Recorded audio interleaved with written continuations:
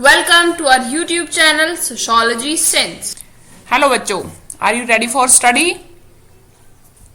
इससे पहले लेक्चर में हमने डेमोग्राफी क्या होता है इसके अर्थ के बारे में बात की थी कि डेमोग्राफी किस वर्ड से निकला है, क्या अर्थ है, किसके द्वारा इसकी उत्पत्ति हुई है, क्या इसका मीनिंग है एंड डेफिनेशन क्या है। तो इस तरह की हमने इसमें स्टडी की थी। उसी को कंटिन्यू करते हुए हम कैरेक्टरिस्टिक्स आज करेंगे। कैरेक्टरिस्टिक्स, जब तक आप किसी भी चीज की विशेषता नहीं बताते तब तक वो कंप्लीट नहीं होती। तो इसी तरह से हम डेमोग्राफी की भी आज कैरेक्टरिस्टिक्स करेंगे। जनसांख्यिकी की विशेषताएं क्या होती हैं? जनसांख्यिकी यानी कि जनांख्यिकी। जनांख्यिकी विज्ञान की वह शाखा है जो जनसंख्या का क्रमबद्ध या व्यवस्थित तरीके से अध्ययन करती है। जैसा कि हमने मीनिंग में इस बात को पहले ही किया था कि डेमोग्राफी क्या है। Demography is the systematic study of population है। और सिस्टमैटिक करते हैं यानी कि हम इसमें डाटा काउंट करते हैं, तो ये क्या है? गणितीय विधि भी है, यानी कि मैथमेटिकली तरीके से हम इसमें कैलकुलेशंस करते हैं, काउंटिंग्स करते हैं। इसी आधार पे इसके दो पहलुओं का अध्ययन किया जाता है। फर्स्ट है गुणात्मक पहलू एंड सेकंड है गणनात्मक पहलू। गुणात्मक इसलिए है क्योंकि इसमें हम समाज से जुड़ के किसी भी कॉन्सेप्ट को उठाते हैं। जो स्टडी की जाती है वो सामाजिक तौर पे की जाती है। क्योंकि वो पॉपुलेशन से जुड़ा हुआ अध्ययन होता है।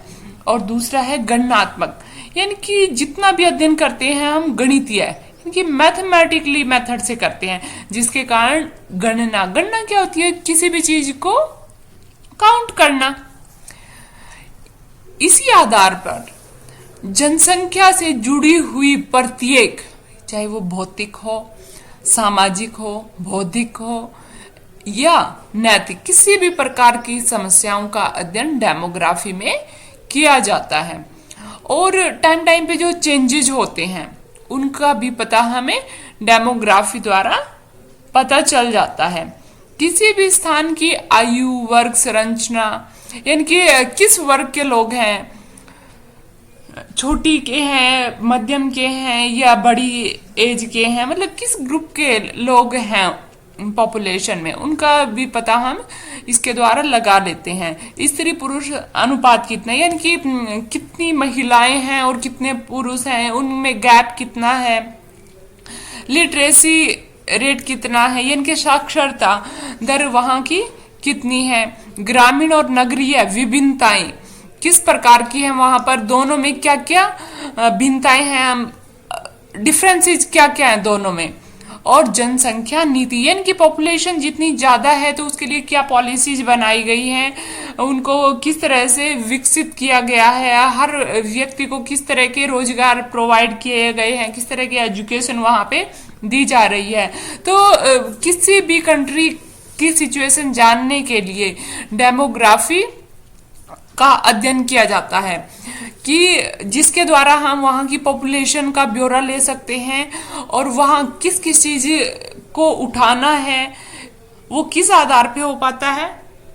डेमोग्राफी के द्वारा। अब हम बात करते हैं टाइप्स ऑफ डेमोग्राफी कि जनसांख्यिकी के कितने प्रकार हैं। तो जनसांख्यिकी दो प्रकार की होती है। फर्स्ट इज फॉर्मल डेमोग्राफी, जिसे हम हिंदी में बोलते हैं आकारिक जनसांख्यिकी, and second is social demography, जिसे हिंदी में कहते हैं सामाजिक जनसांख्यिकी। अब बात करते हैं कि फॉर्मल डेमोग्राफी क्या होती है और सोशल डेमोग्राफी क्या होती है। जैसा कि आपको फॉर्मल डेमोग्राफी यानी कि आकारिक जनसंख्या, इसके नाम से ही आपको स्पष्ट हो रहा है कि आकार यानी कि साइज, जो किस आधार पर होती है? साइज ऑफ पॉपुलेशन, जिसमें हम परिवर्तन का मापन करते हैं, यानी कि किस प्रकार का चेंज आया है पॉपुलेशन में, उसका अध्ययन हम कहां पर करते हैं? आकारिक जनसांख्यिकी में। इसमें मात्रात्मक विश्लेषण होता है। जैसे हम पहले बात कर चुके हैं कि जो डेमोग्राफी है वहां पर इवैल्यूएशन मैथमेटिकली होता है, यानी कि ये गणितीय विधि भी है, क्योंकि इसमें हम मात्रा के आधार पर विश्लेषण करते हैं। यह विधि जनसंख्या की वृद्धि यानी कि ग्रोथ ऑफ पॉपुलेशन में होने वाले चेंज का पहले ही अनुमान लगाती है, जो कि हमारे लिए काफी महत्वपूर्ण है, जिसके आधार पर हम पहले से ही अनुमान लगा सकते हैं कि हमारी जो पॉपुलेशन है वो बढ़ेगी या घटेगी।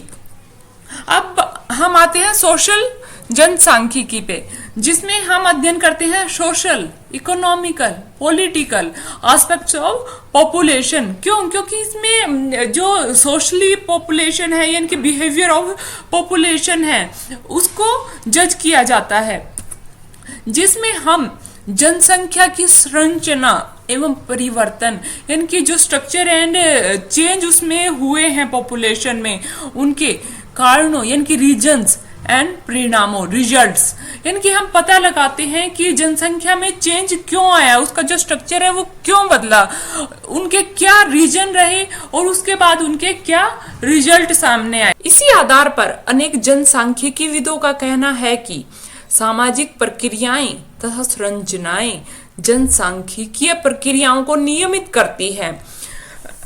इसका अर्थ है कि अनेक जो सोशल प्रोसेस है जो टाइम टाइम पे चेंज हो रहे हैं, जो स्ट्रक्चर पॉपुलेशन का चेंज हो रहा है, उसी के आधार पर डेमोग्राफी को भी कॉन्टिन्यूटी में रखा जा सकता है। क्यों? क्योंकि हम टाइम टाइम पे जैसे जैसे पॉपुलेशन चेंज होती है तो उसका अवलोकन करते हैं, और अवलोकन करने के लिए हमें एक विधि की जरूरत पड़ती है, और वो विधि है डेमोग्राफी।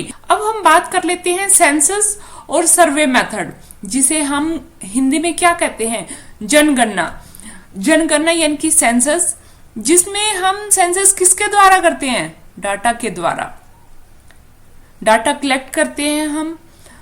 और किस चीज का डाटा कलेक्ट करते हैं, डेमोग्राफी, यानी कि पॉपुलेशन का जब हम डाटा कलेक्ट करते हैं वो क्या है, सेंसस। यानी कि जब हम कोई भी इंफॉर्मेशन लेते हैं, रिसर्च वर्क करते हैं, किसी टेक्नोलॉजी की हेल्प लेते हैं, और किसके द्वारा ये सब कार्य किया जाता है या किसके अंदर किया जाता है, यानी कि किसके अंतर्गत हम सेंसस करते हैं, तो वो क्या है, सर्वे मेथड। सर्वे के द्वारा हम हर तरह की इंफॉर्मेशन लेते हैं, और किसके बारे में लेते हैं, पॉपुलेशन के बारे में। जब हम कोई भी इंफॉर्मेशन लेते हैं तो वो क्या है, सेंसस। यानी कि जनगणना वह है जिसमें हम जनसंख्या के बारे में पूरा विवरण यानी कि हर तरह से जानकारी लेना इकट्ठा करते हैं, उसे जनगणना कहते हैं, जिसमें निम्नलिखित सूचनाओं को एकत्रित किया जाता है। जनगणना क्या है, किसी भी प्रकार की सूचना इकट्ठी करना पॉपुलेशन के बारे में, वो क्या है, सेंसस। तो वो सूचनाएं कौन कौन सी हो सकती हैं, भौगोलिक स्थिति के आधार पर हो सकती है, व्यक्तिगत सूचनाएं हो सकती हैं, आर्थिक स्थिति के आधार पर सूचनाएं हो सकती हैं, संस्कृति हो सकती है, शिक्षा स्तर का पता हम लगाते हैं, धर्म के बारे में हम बात करते हैं, जाति इत्यादि का हम पता लगाते हैं। भौगोलिक स्थिति, जिसमें हम जनगणना किस जगह की कर रहे हैं, यानी कि किस समय पर और किस स्थान पर जनगणना हो रही है, रहने का स्थान क्या है जहां पर जनगणना हो रही है, तो वो किस आधार पर, भौगोलिक स्थिति के आधार पर।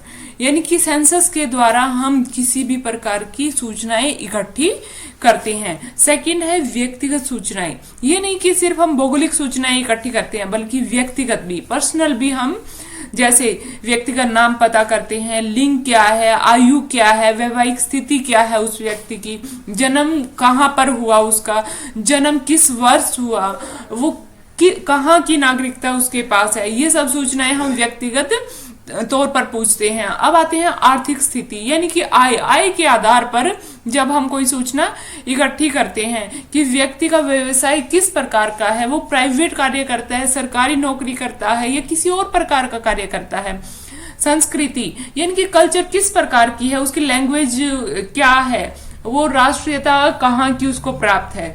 अब आते हैं एजुकेशन लेवल पे कि वो उसने स्कूली लेवल पार किया हुआ है, कॉलेज गया हुआ है या नहीं। धर्म यानी कि रिलीजन क्या है, हिंदू है, मुस्लिम है, बौद्ध है, सिख है, ईसाई है।